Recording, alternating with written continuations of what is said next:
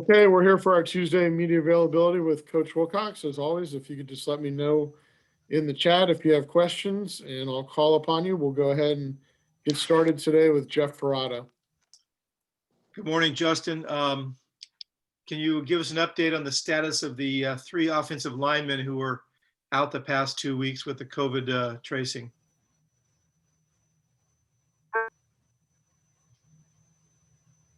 Well, we're hoping they're cleared by this weekend. They're, we'll see. I'm not in charge of that, but we're looking forward to getting everybody back, whether it's contact tracing or injuries. So there's nothing new to report yet. And on the topic of injuries, Christopher Brown was able to play part of the game the other day. Is it going to be sort of that situation going forward, do you think, or do you expect him to become fully healthy at some point soon and be able to go back to sort of a more normal participation? We're hoping for that, but again, that's based on, the discussions and his health between him and the trainers, and they'll let us know what's appropriate. So we're hopeful that he can get going to where he's able to play more. But again, there's no update yet on that. I think things are probably trending in the right directions, but it's a day-to-day discussion. And if I could ask, what did you think when you watched the film of Damian Moore's performance, and just what did you see from him? And are you surprised, or is this kind of what you expected he might be able to bring you guys? Well, you're never quite sure how the freshman will transition. He's done a really good job. I thought each rep he gets, every time he touches the ball, he seems to get a little bit better. Real natural runner, patient, sees things well, gets positive yards. So thought he did a really good job in there, and I think he'll continue to do a good job and get even better the more he plays. So it sounds like you have confidence to go ahead and continue to give him a significant role.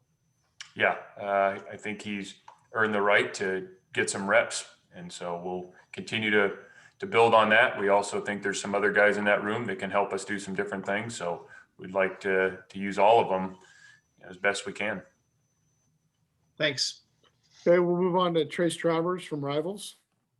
Yeah, I wanted to just clarify a couple other guys who were out. Colin Moore, Braxton Croto, Stanley McKenzie, Ethan Saunders, Tommy Christakos. You're kind of hoping that those guys will get back by this weekend, or is it still up in the air? The only one that I know will not would be Ethan. Ethan won't be able to play for the rest of the year. Everybody else, we will know day to day, being kind of, they're all, maybe for different reasons, but day to day, and looking forward to getting back as soon as possible. Yeah. And on Friday, you talked about Evan Tattersall needing to work through some things. I don't know if that was your exact wording. What are you expecting from him going forward? Well, he's been working through some injury things, and I thought, we'll see where he is this week.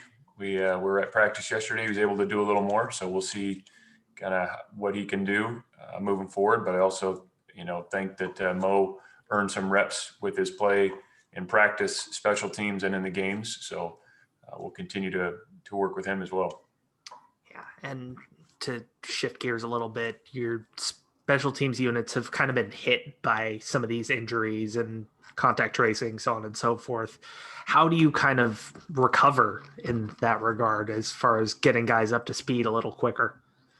Well, we got to coach better and help them, give them the tools so they can go out and be successful in the games. So it starts with me and us as coaches, and providing tools, and then the players applying those techniques to the game so we can play better.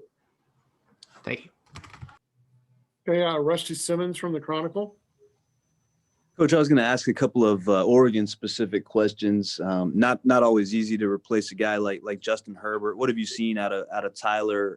What he's doing at the quarterback spot? I think he's doing a good job. He's a talented guy. We knew about him well throughout the recruiting process. And Tyler's big and physical. He can throw the ball. He makes plays with his feet. So I think he's doing a good job. And Oregon, their lines on both sides, offense and defense. What stands out about what they do up front?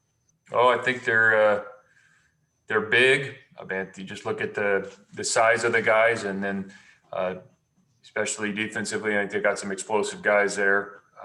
The nose guard, the defensive ends, really talented bunch, and so it'll be another great challenge for our guys, and I know they'll be excited for it. Thank you. Okay, we'll move on to Shaylin Singh from the Daily Cow. Morning, Coach. Your offense has showed a lot of potential over the past couple of games. What is your kind of midseason evaluation of what they've done well, and what are some things you're still trying to get right? I think they've improved a great deal in the first 3 weeks of the season. There's been flashes of, run game and pass game alike. And then it's just about consistency. I think that's what we're all, working towards, whether it's offense, defense, or special teams, and eliminating some of those critical mistakes that are putting us in a position that's hard to overcome. So I think they've done a good job, and will continue to get better. So really proud of how they've worked at it through practice and competed in the games. We just got to clean up some of these details so we can kind of, like I said, get rid of some of those critical mistakes that are costing us those chances to win. Thank you. Okay, David Bush with Bear Insider.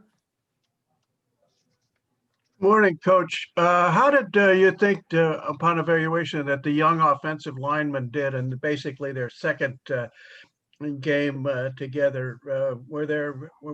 Could you see a lot of improvement in that area? Yeah, I think they're continuing to improve across the board. It's generally, how it should go is, the more you play, the more reps and experience you get, the better you're going to be. So I think they've shown that, and we're going to continue to push them and work with those guys.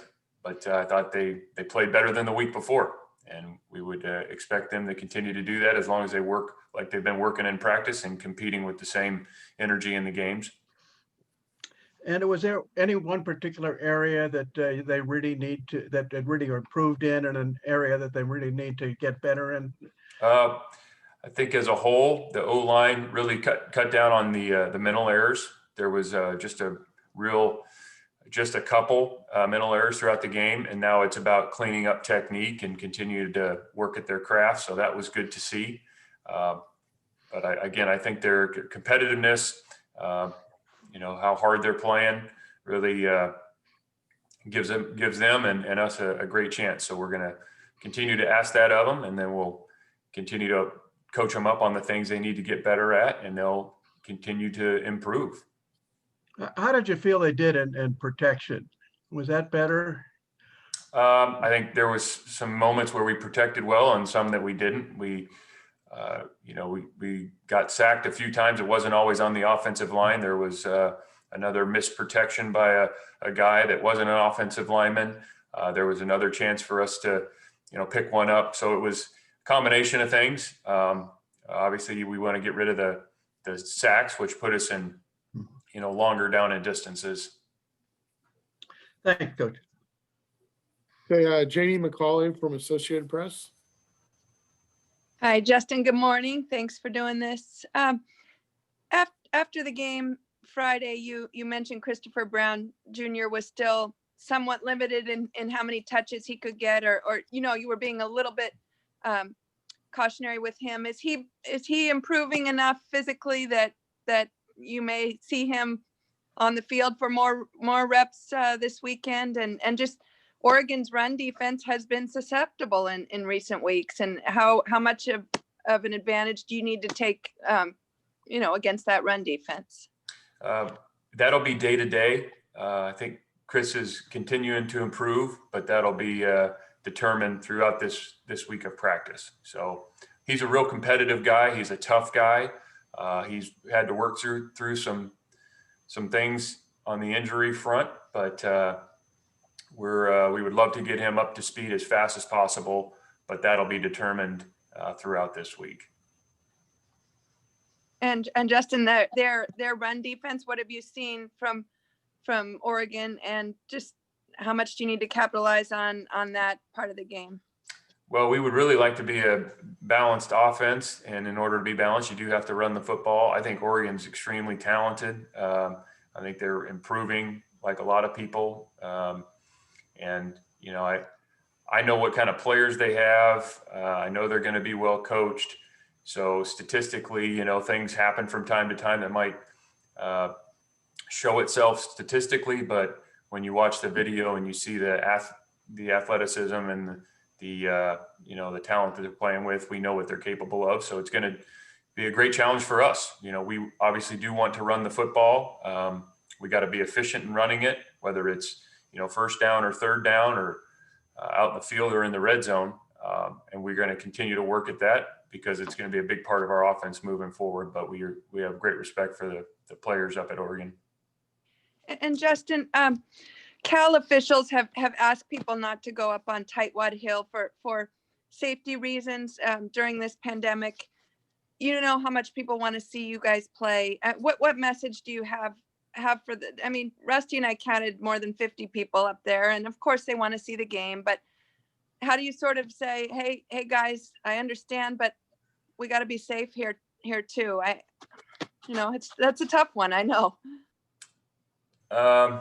Yeah, I empathize with everybody out there that's dealing with what we're all going through. We're fortunate to be able to come in and go to work as coaches and work with our players, and our players are fortunate to have the ability to go compete.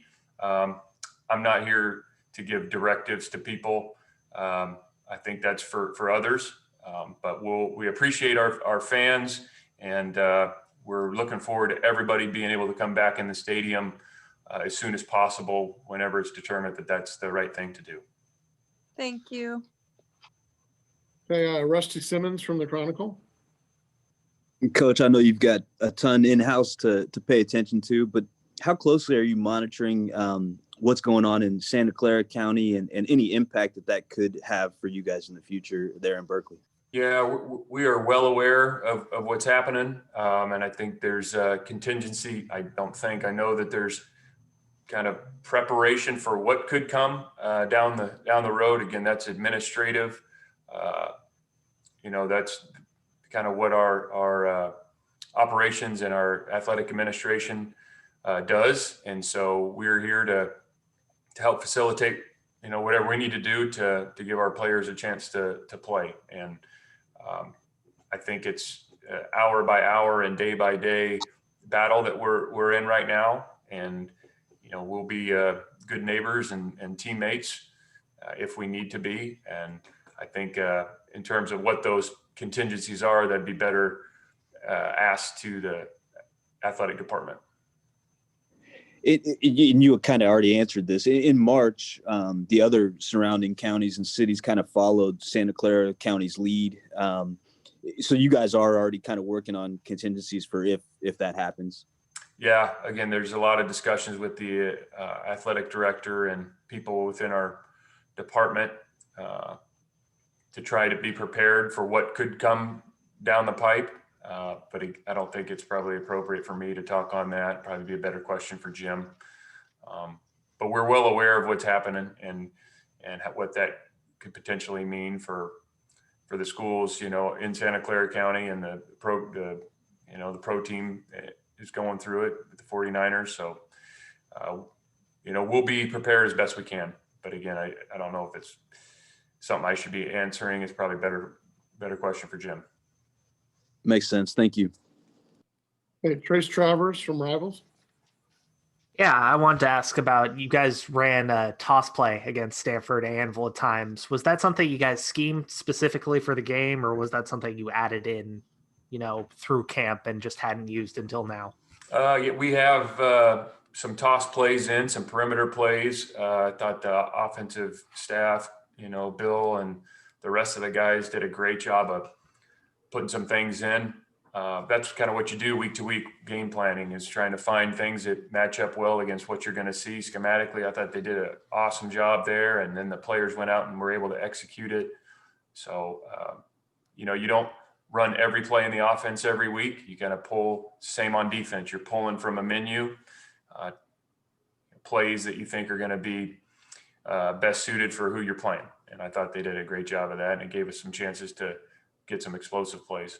And when you had the 54-yarder on that one, you could see Mike getting out. I think he blocked 2 guys on the one play.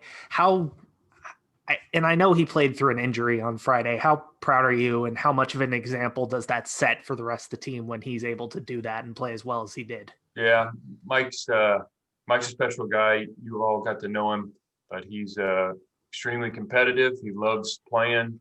He loves the team. He's just a great leader for us. And in football, I think healthy is a relative term. You have out of season healthy, and then you have in season healthy. And he's battled through some things, and like a lot of guys, but he goes out there and gives it his all. And if he's able to play, he's going to play. And I thought he did a heck of a job. Hey. Jim McGill with Barron Center. Yeah, Coach, I was just curious. A lot of people are curious. Why don't you see special teams do trick plays more often where they overload the line like Stanford did in that extra point block? Yeah, I think there's time and a place for it. We've had and still do have, tricks and fakes that are in the arsenal. There's just, the time and place has got to present itself. We felt confident about getting the issues resolved that showed up in the first half. Obviously, that didn't take place. We got to do a better job coaching and teaching, and then applying it to the game so we can go execute an extra point. I think all of us would agree that an extra point should be a high percentage play for the kicking team. But we didn't get it done, and we have to own that as coaches and players. And, as we approach that end of the game there, I did think about potentially going for 2, but going back to how the offense was moving the ball, and really the defense, I thought, had been battling pretty dang well, especially when they had some field to defend. We felt good about our chances in overtime and felt like that was a better chance to win the game than the 2-point play. And obviously I was wrong, and that's my decision. But that's the thought process there. Also, if there's a kick trajectory issue, how is that possible to address? Practice and getting the ball up. You can move the launch point, and there's benefits to moving the launch point. There's also issues with moving the launch point. We have to do a better job in all phases of that play, line of scrimmage, kick, but it starts with coaching and teaching, and that's ultimately my responsibility. So we got to do a better job giving the techniques and the tools to our players so they can go out and execute those when it matters, and we didn't get that done. Hey, Jim, good. Hey, Janie McCauley from Associated Press. Justin, I was going to ask along those lines too. I mean, when you say, okay, we've got to coach better, these weeks are jam-packed for you guys, and you're moving on to a new opponent. How do you evaluate how you coach better when there's not a lot of time to make huge adjustments, and there are so many different things that you have to work on in the given day and practice? And how do you say, okay, we've got to do this better as coaches, and then translate that onto the field? I mean, how does that process work exactly? Yeah. Well, speaking specifically to maybe the special teams, it's usually a simple technique, and then we have to ask ourselves, why are we not able to execute that technique? Is it how we're teaching it? Is it the people we're having do that technique? Is it repetitions in practice? Is it drill work? So we go through that with a fine-tooth comb. And this is not just special teams, but offense, defense, anytime there's a reoccurring issue. And so our job is to identify it, remedy it. And if the guys are capable of doing it, if they are, then we got to help them get that done. And if they're not, then we got to find some people that might be more capable in that situation. And that's ultimately our job. So we spend a lot of time discussing that. We meet about it, and then we got to be really efficient with the players' time, whether it's meetings or practice time, to be able to improve that given technique so we can execute that play. Thank you. Okay, anybody with a final question? Okay, actually Trace Travers has one. Go ahead, Trace. Sorry, not letting you get away that easily. But you guys played, I think, 3 defensive linemen every single snap on defense. Is there any talk of getting some other younger guys in the rotation, even though you have had the injury issues that you've had? We would like to play some more guys. Right now, there weren't guys available. I'll put it that way. There was just a limited number of people at that position for the last game. Very limited. Got it. Thank you. Yep. Okay, anybody else with a final question? Okay, thank you, everybody. Thank you. Thanks.